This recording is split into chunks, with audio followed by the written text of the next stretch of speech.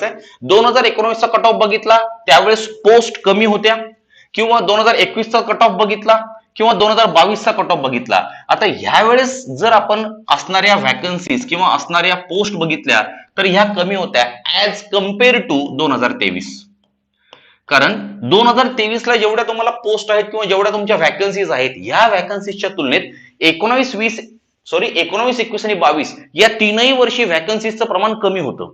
त्यामुळे कदाचित तुम्हाला या ठिकाणी स्कोर जरा बघायला मिळतोय तगडा, आणि हा सगळा स्कोर आहे हा तुमच्या 200 पैकींचा होता. आता तुमचा स्कोर हा पूर्णपणे 400 पैकींचा असणार आहे.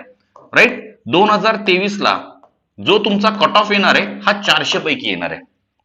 पहिला मुद्दा तुमचा हा क्लिअर. हा मुद्दा जर तुम्हाला क्लिअर झाला असेल तर त्याच्या पुढचा मुद्दा तुम्ही लक्षात घ्या. आता तुमच्या दोन गोष्टी आहेत, एक म्हणजे टायपिंग टेस्ट आहे आणि यानंतर तुमचा लागणार आहे तो म्हणजे फायनल कट ऑफ. बरोबर आहे. आता तुमची टायपिंग टेस्ट आहे आणि यानंतर लागणार आहे तो तुमचा फायनल कट ऑफ. मुद्दा क्लिअर झाला? येस. आता टायपिंग टेस्ट साठी कोण कोण पात्र आहे? सगळ्यात मोठी जी अपेक्षा आहे ती इथे लागून आहे. सर मी टायपिंग टेस्ट साठी पात्र होईल का? मी टायपिंग टेस्ट साठी पात्र होईल का? सो एक मुद्दा लक्षात घ्या, जेवढं आमचं डिस्कशन आहे किंवा जेवढं आमचं अनालिसिस आहे किंवा जेवढं आम्ही काही इनपुट्स मिळवलेत, या सगळ्यांच्या आधारावर एक गोष्ट मी तुमच्यासोबत बोलू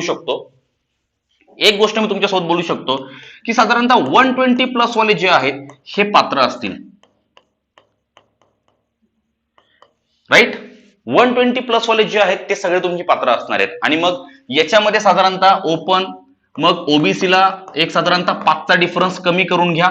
त्याच्यानंतर कॅटेगरी वाईज तुम्ही 5-5, 10-10 मार्कांचा डिफरन्स कमी करून घ्या.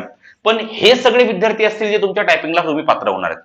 तुमची टायपिंग झाल्यानंतर तुमचा लागणार आहे फायनल कट ऑफ. म्हणजे एक फायनल कट ऑफचा जर आपण विचार करतो म्हटलं तर हा तुमचा फायनल कट ऑफ यायला पाहिजे, ज्याची तुम्ही सगळे लोक वाट बघतायत. त्या अकॉर्डिंग तुम्हाला सांगतो, हा जो तुमचा फायनल कट ऑफ आहे हा तुमचा फायनल कट ऑफ यायला पाहिजे अराउंड 150.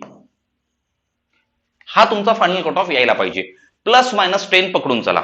बरोबर आहे, +-10 हा अराउंड 150चा तुमचा कट ऑफ यायला पाहिजे MPSC combine group C clerk typing, जी आता 17 डिसेंबरला एक्झाम झाली त्याचा. मी आता सांगितल्याप्रमाणे 21 मध्ये मराठीसाठीच्या जागा आणि इंग्लिशसाठीच्या जागा जर आपण बघितल्या त्यानुसार हे कट ऑफ लागले होते. आता हे जे कट ऑफ आहे ना, हे आउट ऑफ किती होते बरं? हे आउट ऑफ 200 आहे, दोघंही 200 आहे. आणि आता हा कट ऑफ लागणार आहे आउट ऑफ 400. 2022 ला मराठी 531, इंग्लिशसाठी आहे, त्यांचा हा कट ऑफ आहे.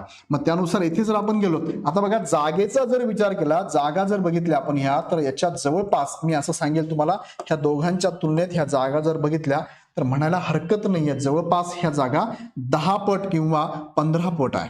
किती? 10, 12 ते 15 पट म्हणायला हरकत नाहीये. 12 ते 15 पट जागा वाढलेल्या आहे. 15×5 = 75, 7,500 होता, साधारणतः 13 पट म्हणायला हरकत नाहीये. एवढ्या जागा वाढल्या, म्हणजे जागा वाढल्या की कट ऑफ कमी लागतो. आता बऱ्याचशा मुलांशी मी बोललो, बऱ्याचशा मुलांचे कमेंट माझ्यापर्यंत पोहोचलेले आहे, बऱ्याचशा मुलांचे मेसेज माझ्यापर्यंत आले, बऱ्याचशा मुलांचा स्कोर सुद्धा माझ्यापर्यंत आलेला आहे.